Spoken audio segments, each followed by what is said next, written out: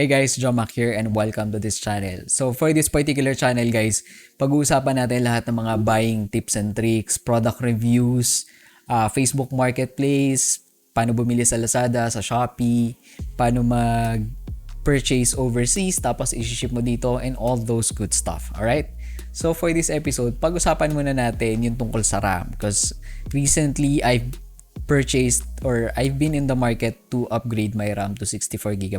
Kaya gusto ko rin i-share sa inyo kung ano yung mga dapat mong i-consider when buying a RAM. So without further ado guys, smash the like button and subscribe.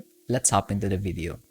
So unang-una, i-define muna natin kung ano ba yung RAM or what is RAM or Random Access Memory.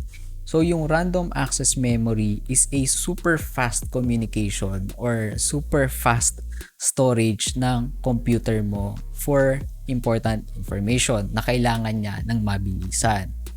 Ano yung difference nito sa hard disk drive or kasi storage din naman yun or SSD? It works by being able to get yung information dun sa mismong microchip without doing a sequential read. Kaya nga random access na tinatawag.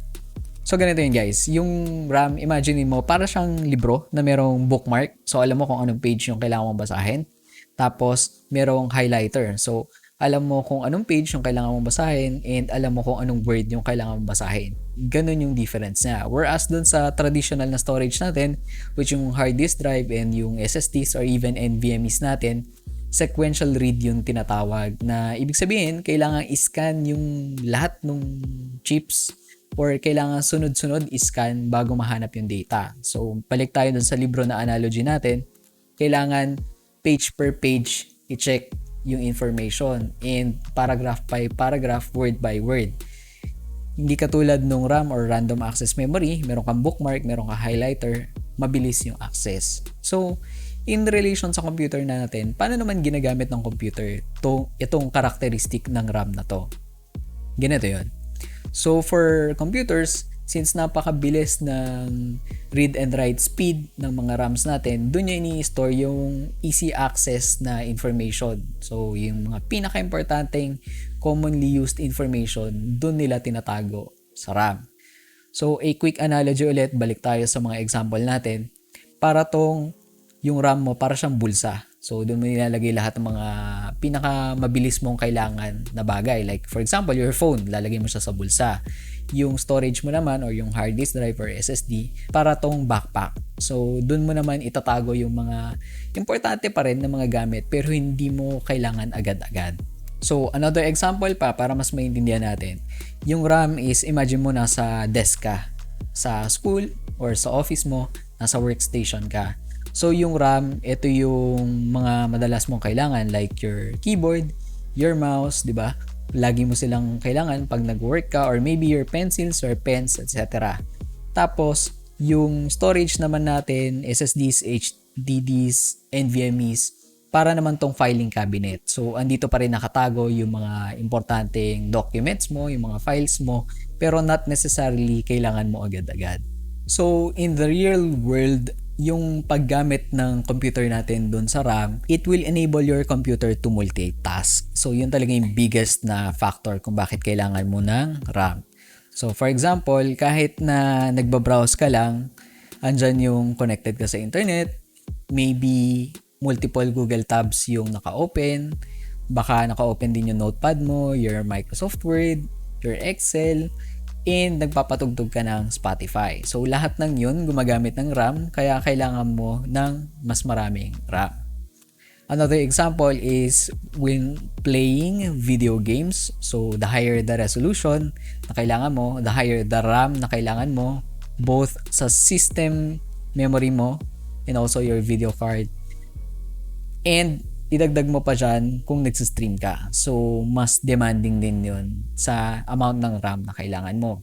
Ang third example ko dyan is when you're running complex programs. For me, specifically, it's video editing and 3D rendering. So, for that naman, since nagtatranscode ka, nagde-decode ka ng mga video clips, napaka-taxing na tinatawag or napaka-demanding yan sa RAM natin. So guys, ngayon na-define na natin kung ano yung RAM. Lipat naman tayo kung ano yung mga things to consider when buying your RAM. So unang-una, yung tinatawag na generation. So, for that, we have the DDR3, yung last generation. We have the DDR4, yung current generation. And we have the DDR5, which is yung next gen pa natin. Ngayon, when you are buying a new computer, chances are you are buying a DDR4 RAM.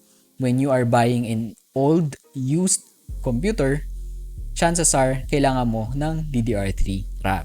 Next na kailangan natin i-consider is yung cache latency na tinatawag. So, ito yun guys. Cache latency 18, cache latency 16. So, ano ba tong cache latency? So, basically, ito lang yung time it takes for the RAM to respond kapag nagre-request yung computer mo ng information. So, for example, pag kinalabit mo, gaano kabilis siya bago mag-react. Okay? So, to compute the RAM speed, a simplified version is yung speed natin, katulad na to, 3600, i-divide mo by 18, tapos sa kabila naman, 3200 divided by 16. Okay? So, actually, sa unang tingin, akala mo mas maganda yung 3600, di ba? Actually, mas mahal pa nga siya. $275 versus yung isa, $260 lang. Pero upon computing, parehas lang silang 200. So, yun yung speed nila. Parehas lang. But for this one, mapapagastos ka ng $15 more. Kaya naman at present, for the sweet spot na tinatawag, I think yung 3200 CL16 is the best bang for buck. So, ito yung more or less ini-aim mo. Kumbaga nasa gitna ka. Hindi masyadong mura, hindi masyadong mahal. Maganda yung performance. Unless, of course, makakita ka ng mga sale every now and then for faster RAMs or higher timing RAMs. Minsan talaga merong ganon. Of course, pwede mong bilhin yun.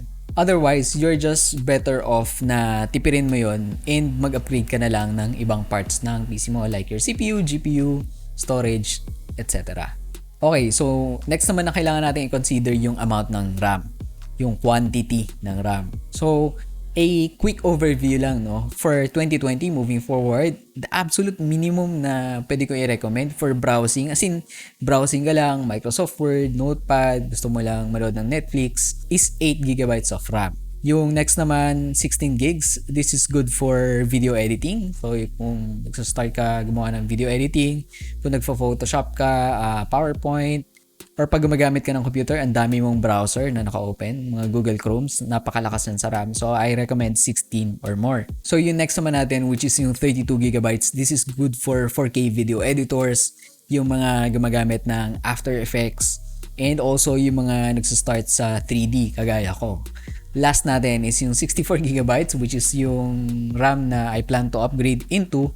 This is good for VFX work and complex 3D renders.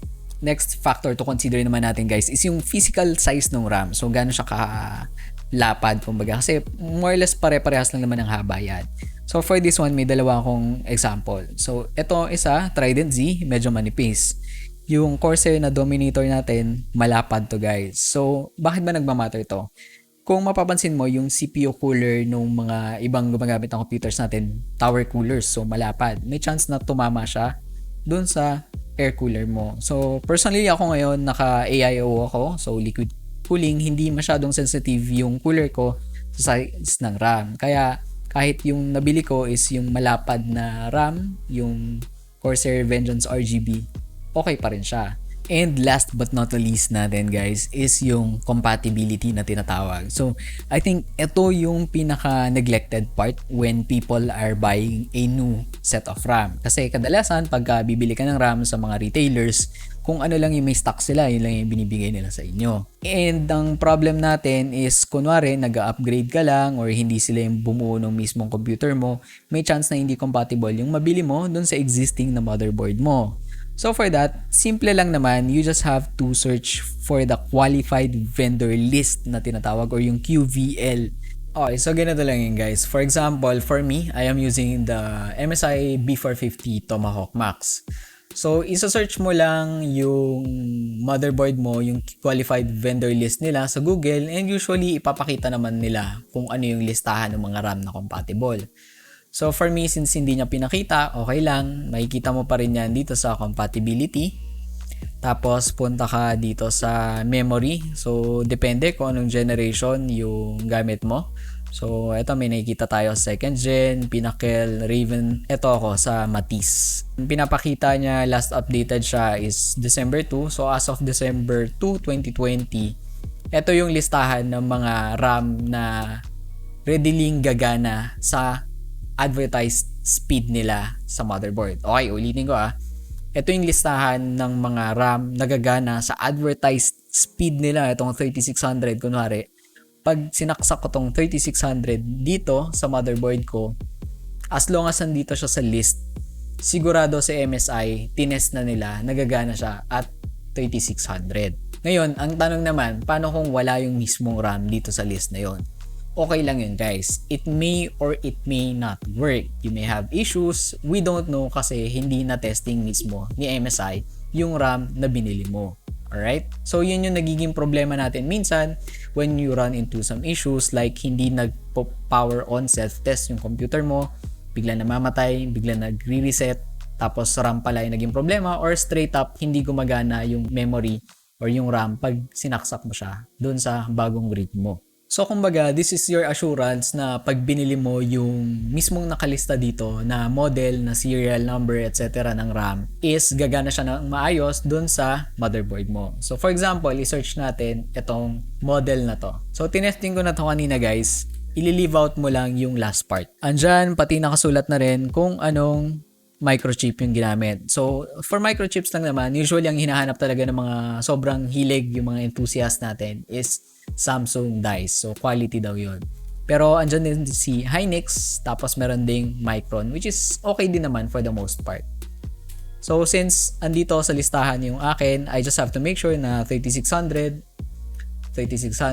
So, gagana to at their advertised speed pag nilagay ko siya dun sa read ko. So, Jomac, nakabili na ako ng RAM, yung specific model na nakalista dyan. So, automatic, pag salpak ko, gagana na yan at the full speed na in-advertise, right? Actually, no. Ito yung isa sa pinaka-importanting part na nakakaligtaan ng mga bagong PC users natin. Yung advertised na full speed ng system mo or ng RAM mo is hindi naka-enable by default. Again, ulitin ko, kailangan mo pa siyang i-on sa BIOS. Ang good news naman dito is actually napakadali lang niya. In less than 30 seconds, may enable mo na siya. You just have to reset your computer, go into your BIOS, tapos usually meron naman nakasulat doon, napakalaking button na mahirap i-miss. Nakasulat lang XMP, on or off. And pag in-on mo yon, pag yung RAM na binili mo is XMP, katulad na to, XMP 2.0, pag in-enable mo yon is gagana na siya at its full speed. So for example, ako ang ginagamit ko ngayon, 3200 CL16, pagka naka-off yung XMP ko, naka 2333 lang yung RAM speed ko. Pag in-on ko yung XMP profile, 3200 na siya. That's it for this episode guys, and I hope na marami kayo natutunan. If you did, smash the like button and subscribe. Watch out for future videos because I have a lot of things na I want to discuss regarding PC, tech, and product reviews. So, Jomac here. Thank you for watching. I'll see you in the next one.